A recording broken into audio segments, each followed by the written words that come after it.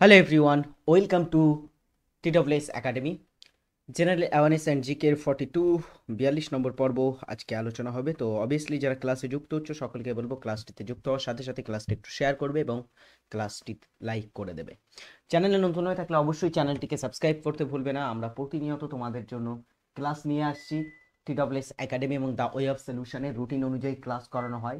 প্রতিটি ক্লাসের শিডিউল এবং রুটিন দেখতে আমাদের টেলিগ্রাম চ্যানেল, সেটাকে অবশ্যই কিন্তু সাবস্ক্রাইব করতে ভুলবে না। আজকের ক্লাসের প্রথম প্রশ্ন, শ্রেষ্ঠ মৌর্য শাসক কে ছিলেন? একদমই দারুণ একটি প্রশ্ন। মৌর্য বংশের শ্রেষ্ঠ শাসক কে ছিলেন? মৌর্য বংশ, এই বংশটা মগধে শাসন করা চতুর্থ বংশ ছিল। মগধে যে বংশগুলো শাসন করেছিল তাদের মধ্যে হর্ষঙ্ক বংশ প্রথম ছিল, তারপরে তোমার ছিল শিশুনাগ বংশ, নন্দ বংশ, তারপরে মৌর্য বংশটা কিন্তু শাসন করে মগধে। এই মৌর্য বংশের আমরা যদি দেখি প্রতিষ্ঠা বা মৌর্য বংশ স্থাপিত হয়েছিল কবে, তাহলে অ্যান্সার হবে মৌর্য বংশ প্রতিষ্ঠিত হয়েছিল চন্দ্রগুপ্ত মৌর্যের হাত ধরে। চন্দ্রগুপ্ত মৌর্য এবং চাণক্য তারা দুজনে মিলে ধননন, তিনি নন্দ বংশের শেষ শাসক ছিলেন, ধনননকে পরাজিত করে 324 খ্রিস্টপূর্বাব্দ নাগাদ মৌর্য বংশ প্রতিষ্ঠা করেন। সো ইনি ছিলেন প্রতিষ্ঠাতা। এনার সঙ্গে আরো একজন ব্যক্তি ছিলেন যার নাম হচ্ছে চাণক্য বা কৌটিল্য। আচ্ছা, ইনি ছিলেন এই বংশের প্রথম শাসক বা প্রতিষ্ঠাতা। এই বংশে এনার পরে চন্দ্রগুপ্ত মৌর্যের পরে বিন্দুসার শাসন করতে আসে। বিন্দুসারের পরবর্তীতে অশোক মৌর্য বংশের তৃতীয় শাসক, ইনি এই বংশের তৃতীয় শাসক ছিলেন। তিনি এই বংশের শ্রেষ্ঠ শাসক হিসাবে পরিচিত। ঠিক আছে, অশোক মৌর্য বংশের শ্রেষ্ঠ শাসক। এখান থেকে আরো একটা প্রশ্ন এসে থাকে, মৌর্য বংশের শেষ শাসক কে ছিলেন? এটাও একটু জেনে রাখো, শেষ মৌর্য শাসক কে ছিলেন? কি হবে? বৃহদ্রথ ছিলেন এই বংশের শেষ এবং লাস্ট রুলার। কোন শহরটি উত্তর পূর্ব ভারতের প্রবেশদ্বার নামে পরিচিত? উত্তর পূর্ব ভারত এর প্রবেশদ্বার বলা হয় কোন শহরকে? দারুণ একটি প্রশ্ন পেয়েছি আমরা, অ্যান্সারটা করে ফেলো সকলে কমেন্ট করে। নর্থ ইস্টের প্রবেশদ্বার বলা হয় শিলিগুড়ি শহরকে। এটা আমাদের উত্তরবঙ্গের বৃহত্তম শহর, পশ্চিমবঙ্গের উত্তরবঙ্গের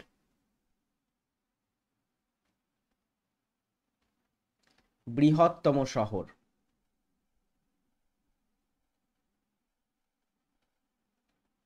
নেক্সট, নিম্নের কোনটি সরকারি ব্যাংক? সরকারি ব্যাংক, আচ্ছা ভারতে সরকারি এবং বেসরকারি অনেকগুলোই ব্যাংক আছে, তোমরা নিশ্চয়ই জানো। তার মধ্যে নিম্নের কোনটি একটি সরকারি bank? UCO bank, UCO bank, axis bank and yes bank আর ফেডারেল ব্যাংক। কোন ব্যাংকটি এখানে একটি সরকারি ব্যাংক? রাইট অ্যান্সার কি হচ্ছে? দেখো, সরকারি এবং বেসরকারি ব্যাংক পড়ার আগে তোমাদের একটু বলে রাখি, ভারত সরকার প্রথমে 14টি ব্যাংক জাতীয়করণ বা ন্যাশনালাইজ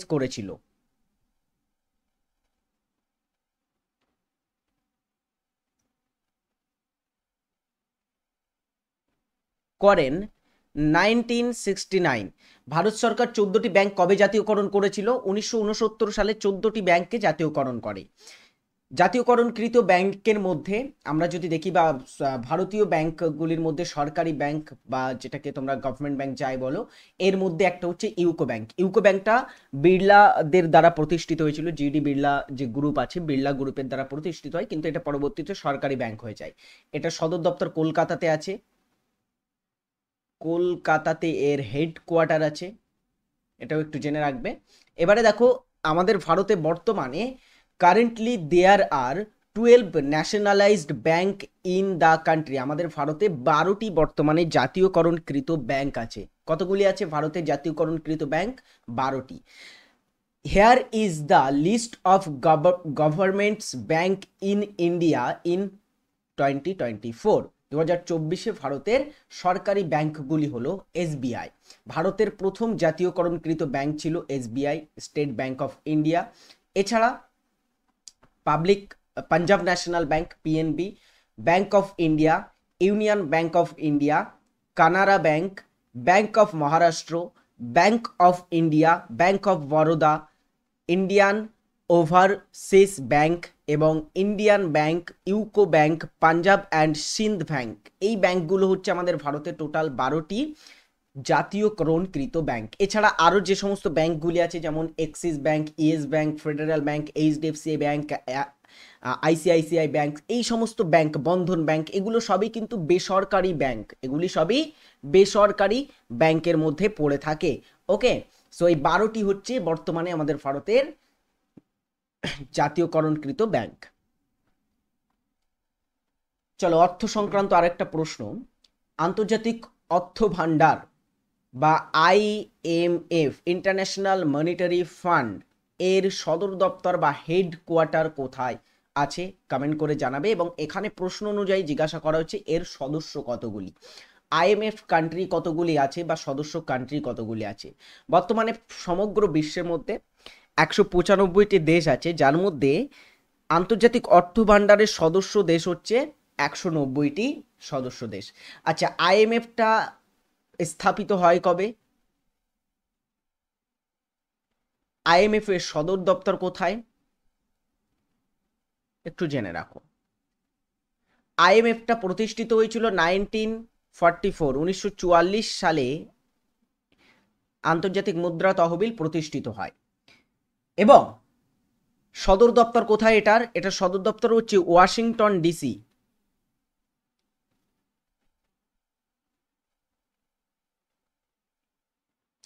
যেটা আমেরিকা যুক্তরাষ্ট্রের রাজধানী শহর ওয়াশিংটন ডিসিতে আছে।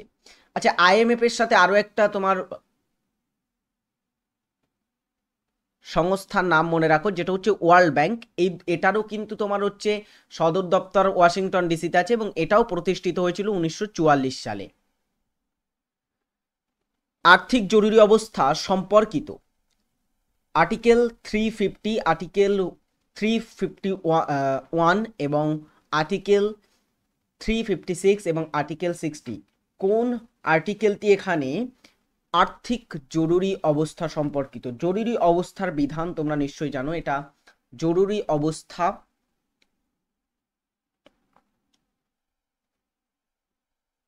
অবস্থা গৃহীত হয়েছে জার্মানি থেকে।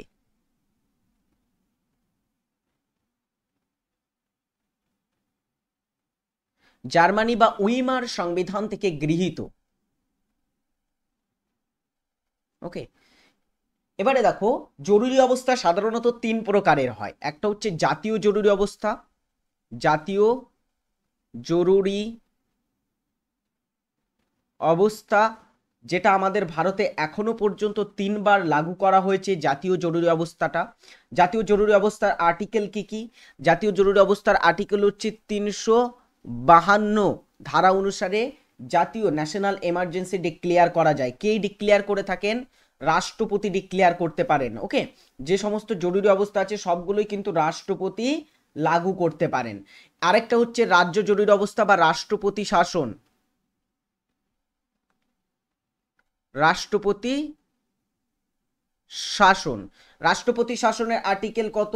রাষ্ট্রপতি শাসনের আর্টিকেল হচ্ছে 356 ধারা। আরেকটা হচ্ছে আর্থিক জরুরি অবস্থা। 3 ধরনের জরুরি অবস্থার মধ্যে আর্থিক জরুরি অবস্থা একটা, যেটা আর্টিকেল 360 নং ধারা অনুসারে লাগু করা যায়। এবং আর্টিকেল 360 কিন্তু এখনো পর্যন্ত ভারতে একবারও লাগু করা হয়নি, বা আর্থিক জরুরি অবস্থা ভারতে এখনো একবারও ঘোষণা করা হয়নি। ট্রিপল অ্যান্টিজেন ডিপিটি ভ্যাকসিন কোন রোগ নিরাময়ের জন্য ব্যবহৃত হয়? ট্রিপল অ্যান্টিজেন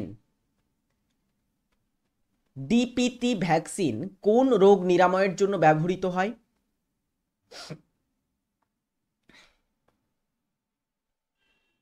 রাইট অ্যান্সার হচ্ছে এটা ডিপথেরিয়া রোগ প্রতিরোধের জন্য ব্যবহৃত হয়। ডিপথেরিয়া একটা ব্যাকটেরিয়া ঘটিত রোগ। এর ব্যাকটেরিয়ার নাম হচ্ছে Carney bacterium, Carney bacterium diphtheriae. এই ব্যাকটেরিয়ার কারণে এই রোগটা হয়ে থাকে। ডিপথেরিয়া রোগ ছাড়াও ডিপিটি ভ্যাকসিনের সাহায্যে আরও কয়েকটা রোগ নিরাময় করা যায়। যেমন একটা রোগ হচ্ছে টিটেনাস। টিটেনাস রোগটা কিসের দ্বারা নিরাময় করা যায়? এটা কিন্তু এই ডিপিটি ভ্যাকসিনের দ্বারা নিরাময় করা যায়। আরও একটা রোগের নাম মনে রাখো, যেটা হচ্ছে হুপিং কাশি।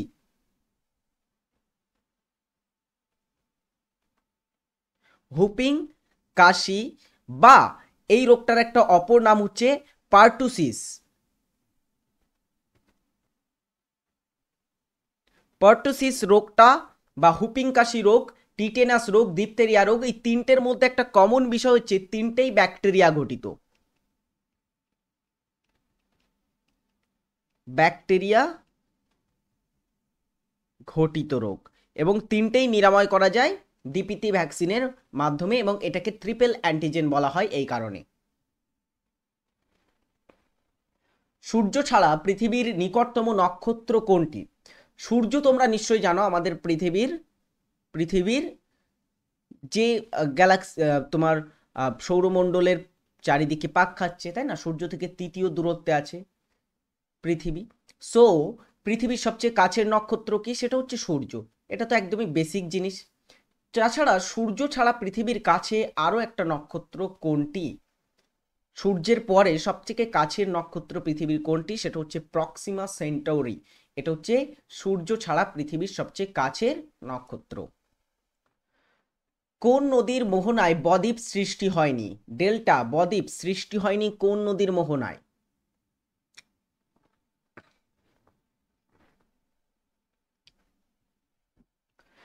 একদমই নদ নদীগুলো এরকম ঘুরি ফিরি প্রশ্ন দিয়ে থাকে এদিক থেকে ওদিক থেকে। এখানে প্রশ্নটির উত্তর কি হচ্ছে বদ্বীপ সৃষ্টি হয়নি কোন নদীর মোহনায়?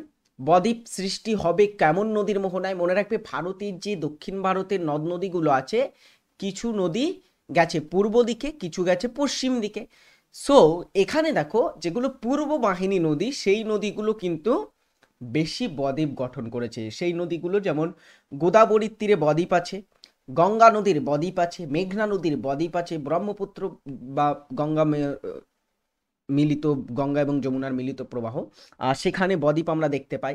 এছাড়া তোমার মহানদী, এটাও একটা পূর্ববাহিনী নদী, এটাতেও বদ্বীপ আছে। কৃষ্ণাও একটা পূর্ববাহিনী বদ্বীপ আছে। কাবেরী বদ্বীপ আছে, কাবেরী নদীর তীরেও বদ্বীপ আছে। সো এখানে অ্যান্সারটা হচ্ছে নর্মদার তীরে বদ্বীপ নেই, কারণ নর্মদা একটা পশ্চিম বাহিনী নদী। পশ্চিম বাহিনী নদীগুলো বেশি খরস্রোতা নদী হয়ে থাকে এবং এই নদীগুলোর কিন্তু বদ্বীপ সৃষ্টি হয়নি। এখানে নর্মদা, তাপ্তি, মাহি, যে নদীগুলোই বলো, এদের কিন্তু কোনো বদ্বীপ নেই। অফসাইড শব্দটি কোন খেলার সাথে যুক্ত? অফসাইড বলে এই শব্দটি কোন খেলায় ব্যবহৃত হয়?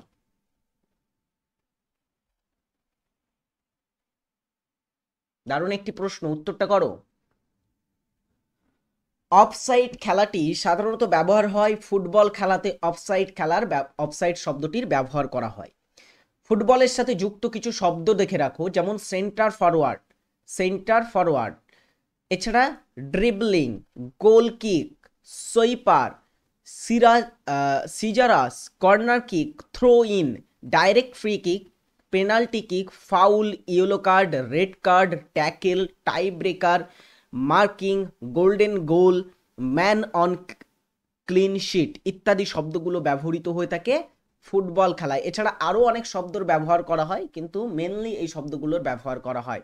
থ্রো ইন, পেনাল্টি কিক, এই সমস্ত শব্দ কোথায় ব্যবহার করা হয়? ক্লিন শিট, টাই ব্রেকার, সবই ফুটবল খেলায় ব্যবহৃত শব্দ। বিশেষ করে অফসাইড শব্দটা কিন্তু খুবই ইম্পর্টেন্ট, মনে রাখবে এটা।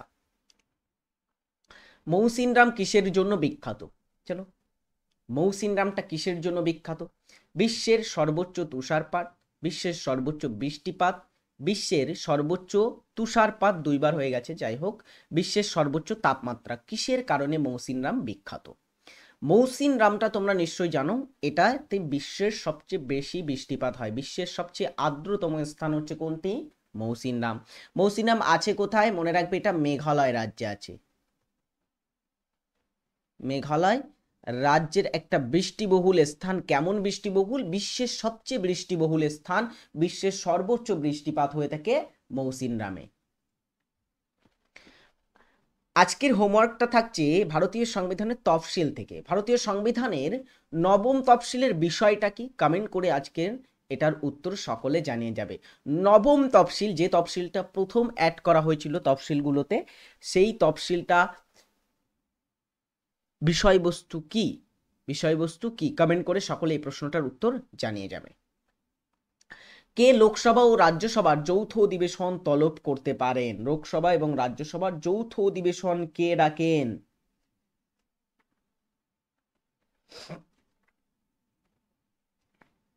বলো, যৌথ অধিবেশন কে ডেকে থাকেন? জয়েন্ট পার্লামেন্টারি সেশন আহ্বায়ক হচ্ছেন রাষ্ট্রপতি। রাষ্ট্রপতি যৌথ অধিবেশন আহ্বান করেন। আর সভাপতিত্ব করেন কে?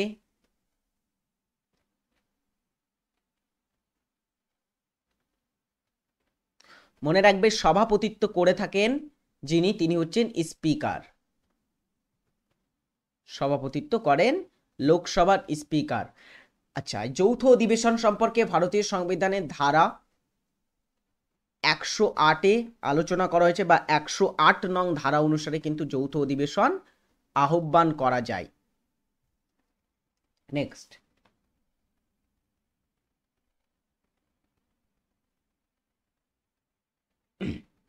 অসহযোগ আন্দোলন শুরু হয়েছিল কত সালে? অসহযোগটা হচ্ছে মহাত্মা গান্ধীর প্রথম শান্তিপূর্ণ সর্বভারতীয়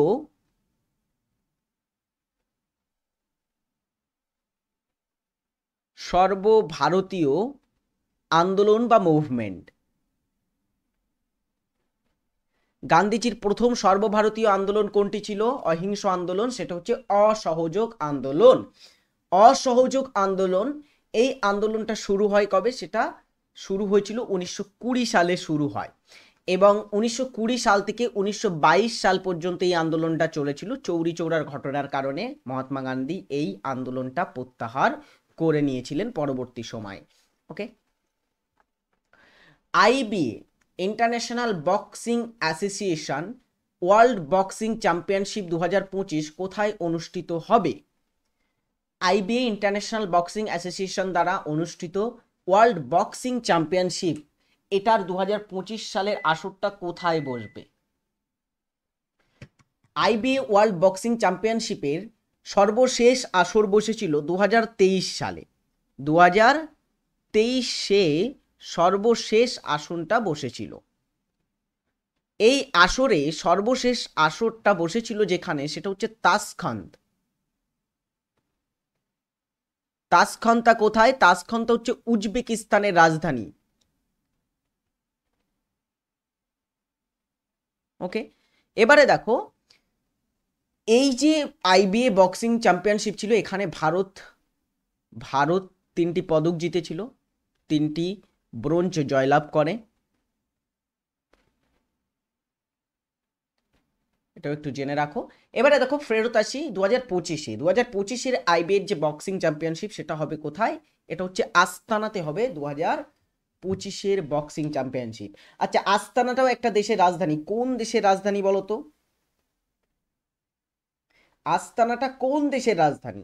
উজবেকিস্তানেরই প্রতিবেশী কাজাকিস্তানের রাজধানী।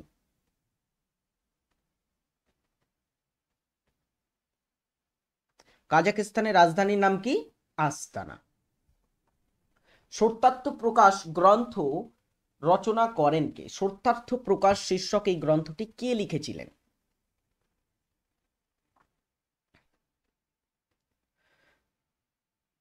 সত্যার্থ প্রকাশ গ্রন্থ লিখেছিলেন স্বামী দয়ানন্দ সরস্বতী।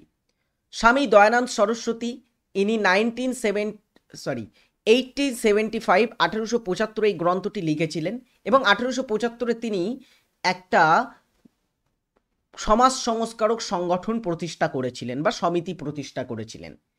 সেটার নাম হচ্ছে আর্য সমাজ।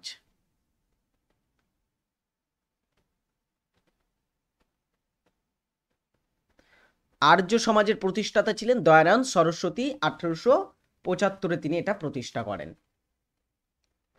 সাধারণ হাইড্রোজেন পরমাণুর নিউক্লিয়াসকে বলা হয় নিউট্রন, পজিট্রন, প্রোটন আর প্রোটিয়াম। কি বলা হয়? সাধারণ যে হাইড্রোজেনটা থাকে তার নিউক্লিয়াসকে। সাধারণ হাইড্রোজেনে আমরা যদি দেখি এর তোমার নিউক্লিয়াসের মধ্যে একটা প্রোটন কণা থাকে এবং বাইরে একটা ইলেকট্রন কণা থাকে, ঠিক আছে? এবং হাইড্রোজেনটাকে আমরা একে একে প্রকাশ করে থাকি।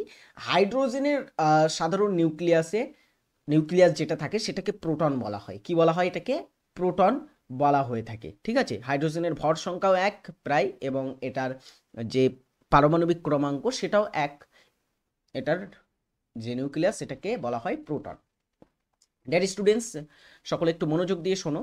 রেলওয়ে ফাউন্ডেশন ব্যাচ 2 চলে এসেছে আমাদের। এখানে তোমরা ভর্তি হলে থিওরি ভিত্তিক ক্লাস আমাদের কাছ থেকে রেলওয়ের বিভিন্ন পরীক্ষার জন্য প্রিপারেশন নিতে পারবে। বিশেষ করে এনটিপিসির পরীক্ষাতে প্রচুর ভ্যাকান্সি আছে এবং এনটিপিসির পরীক্ষার নোটিফিকেশন আউট হয়ে গেছে, তার জন্য বিশেষ করে ফোকাস করে আমাদের এই ব্যাচটা আনা হয়েছে। এবং আরও তার সঙ্গে তোমরা অন্যান্য রেলের পরীক্ষার প্রিপারেশনও কিন্তু এই একই ব্যাচ থেকে নিতে পারবে। তো অবভিয়াসলি যারা ভর্তি হওনি আমাদের TWS একাডেমিতে রেলওয়ে পরীক্ষাটাকে যারা ফোকাস করছো, তারা এই ব্যাচে ভর্তি হয়ে আমাদের কাছ থেকে সেরা চাকরি প্রিপারেশনটা নিতে পারবে। এখানে বিভিন্ন ফিচার্সে ক্লাস করতে পারবে তোমরা। আর কয়েকদিন আগেই ব্যাচটা লঞ্চ হলো, এখনো ক্লাস শুরু হয়নি। সো প্রথম থেকেই যদি ক্লাসটি দেখতে চাও বা ক্লাসগুলো লাইভ প্রথম থেকেই দেখতে চাও, তাহলে কিন্তু আজই যুক্ত হয়ে যাও রেলওয়ে ফাউন্ডেশন ব্যাচ 2-তে। ডেসক্রিপশনে লিঙ্ক দেওয়া রইল, সেখান থেকে ডাউনলোড করে নেবে সকলে এটা। ভারতের সবচেয়ে বেশি জনঘনত্ব বিশিষ্ট রাজ্য কোনটি? কোন রাজ্যে প্রতি বর্গ কিমিতে সব থেকে বেশি জনসংখ্যা বসবাস করে? ভেরি ইম্পর্টেন্ট প্রশ্নটা।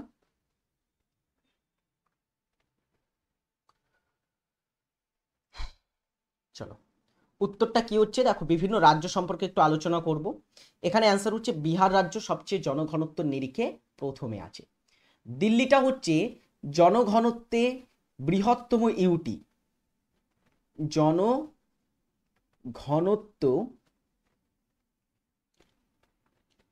বৃহত্তম ইউনিয়ন টেরিটরি, মানে কেন্দ্রশাসিত অঞ্চলগুলির মধ্যে যেখানে সবচেয়ে বেশি জনঘনত্ব আছে সেটা হচ্ছে দিল্লি।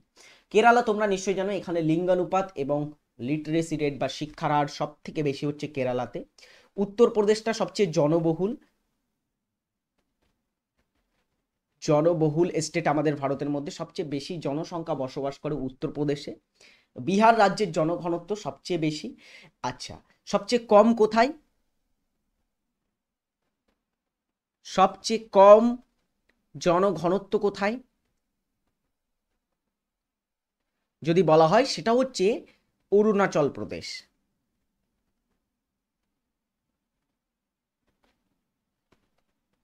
আর জনবহুলতার দিক থেকে বা সবচেয়ে জনবিরল যেটা স্টেট সেটা কোনটি? এটা অনেকে গুলিয়ে ফেলে একে অপরের সঙ্গে, তাই জন্য বলে দিচ্ছি, জনবিরল স্টেট কোনটি? সেটা হচ্ছে সিকিম। সিকিম স্টেটটা সবচেয়ে জনবিরল স্টেট। অর্থ কমিশনের মূল কাজ কি? ভারতের যে অর্থ কমিশন আছে তোমরা নিশ্চয়ই জানো, 280 ধারা অনুসারে অর্থ কমিশন গঠন করা হয়। প্রতি 5 বছর অন্তর রাষ্ট্রপতি অর্থ কমিশনটা গঠন করে থাকেন। এই অর্থ কমিশনের মূল কাজ কি? এখানে দেখো অপশনগুলো আমরা একটু পর্যালোচনা করে দেখি।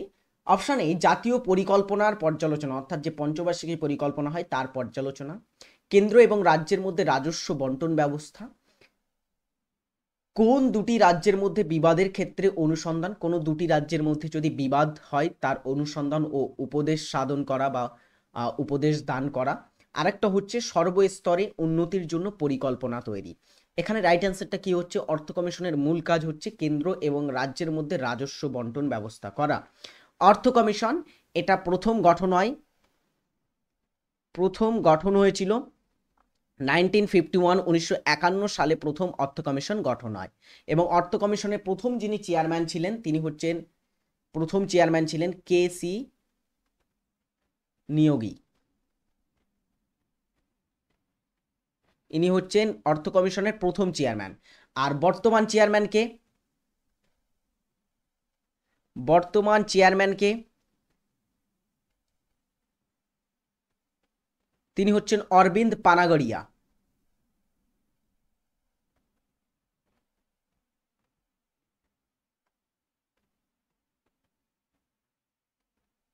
ইনি অর্থ কমিশনের 16তম অর্থ কমিশনার, 16th অর্থ কমিশনার। অ্যাজুরাইট কোন ধাতুর আকরিক? অ্যাজুরাইট বলে এই আকরিকটা কোন ধাতুর আকরিক? তামা, সোনা, টিন, ক্যালসিয়াম, কিসের?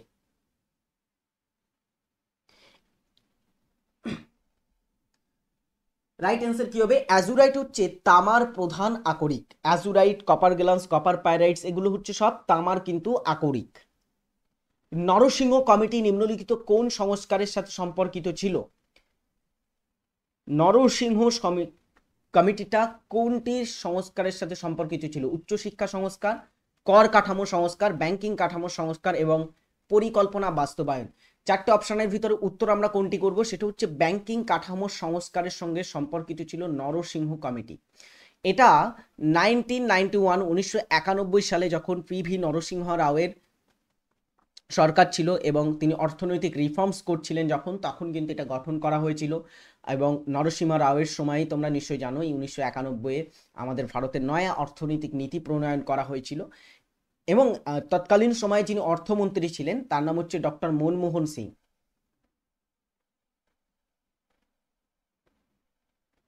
ডক্টর মনমোহন সিং তৎকালীন সময়ে অর্থমন্ত্রী ছিলেন, তার তত্ত্বাবধানেই কিন্তু নরসিংহ কমিটিটা গঠন করা হয়েছিল 1991 সালে। গুপ্ত সাম্রাজ্যের প্রতীক কি ছিল? গুপ্ত সাম্রাজ্যের প্রতীক কি ছিল?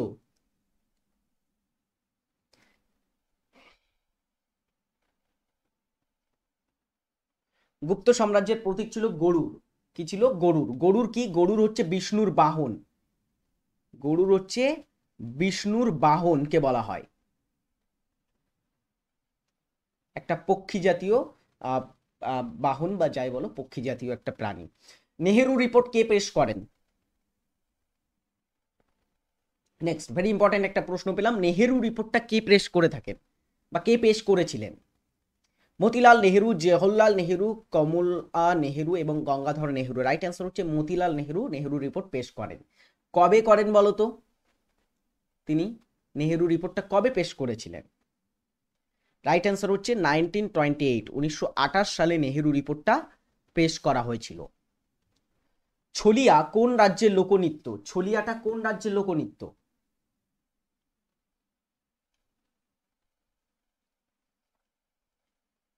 বলো দ্রুত।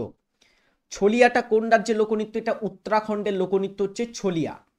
ছলিয়া ছাড়াও বিভিন্ন রাজ্যের লোকনৃত্য একটু দেখে রাখো, যেমন ঝাড়খণ্ডে ঝুমার বলে একটা লোকনৃত্য, জননী ঝুমার, মার্দান ঝুমার, তারপরে হচ্ছে তোমার পাইকা, হুন্তা নাচ, মানদুরি নাচ, সারহুল, ঝিটকা, দাঙ্গা, দমকোচ, ঘাড়া নাচ। উত্তরাখণ্ডে গাড়োয়ালি নৃত্য, ভেরি ইম্পর্টেন্ট গাড়োয়ালি নৃত্যটা। কুমায়ুনি নৃত্য, কাজরি নৃত্য, কাজরি নৃত্যটা উত্তরপ্রদেশেও বিখ্যাত। এছাড়া ঝোরা, রাসলীলা উত্তরপ্রদেশ উত্তরাখণ্ডের একটা নৃত্য, চাপেলি।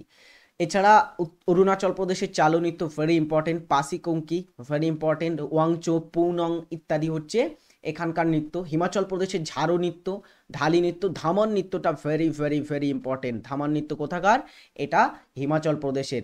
ছড়ি, ছাপেলি, মহাসু, নটি, ডাঙ্গি ইত্যাদি হচ্ছে বিভিন্ন রাজ্যের নৃত্য। তোমরা এটা একটু পজ করে ভালো করে দেখে নিও। পরেরটা আমরা নিচের কে ভারতের আধুনিক মনু নামে পরিচিত? কাকে ভারতের আধুনিক মনু বলা হয়?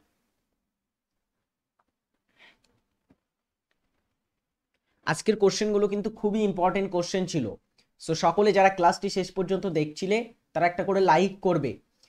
আর দুটি প্রশ্ন আছে, অ্যান্সার কি হচ্ছে? ভারতের মনু বলা হয়, আধুনিক ভারতের মনু বলা হয় কাকে? ডক্টর বি আর আম্বেদকরকে। কে লোকসভার অধিবেশন মুলতুবি করতে পারেন? লোকসভার যে অধিবেশন সেটাকে মুলতুবি করতে পারেন কে?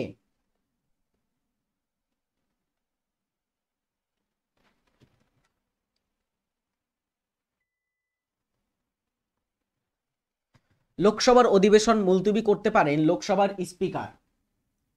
লাস্ট কোশ্চেন, শিব সমুদ্রম জলপ্রপাত কোন নদীর উপরে অবস্থিত? ভেরি ইম্পর্টেন্ট একটা প্রশ্ন, শিব সমুদ্রম বলে জলপ্রপাতটা কোন নদীর উপরে আছে?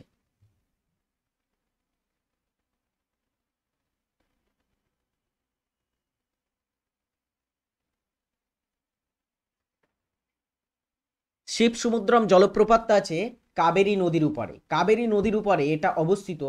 রাজ্য বললে এটা কর্ণাটক রাজ্যের মধ্যে পড়ে। কর্ণাটক রাজ্যের কাবেরী নদীর উপরে এটা অবস্থিত। চলো, আজকের ক্লাসটা আমি এখানেই শেষ করব। যারা ক্লাসটি শেষ পর্যন্ত দেখেছিলে কেমন লাগলো অবভিয়াসলি কমেন্ট করে জানাবে। পরবর্তী ক্লাসে দেখা হবে নতুন একটি প্রশ্নোত্তর সেশনে। ততক্ষণের জন্য ভালো থাকবে, সুস্থ থাকবে, টাটা বাই।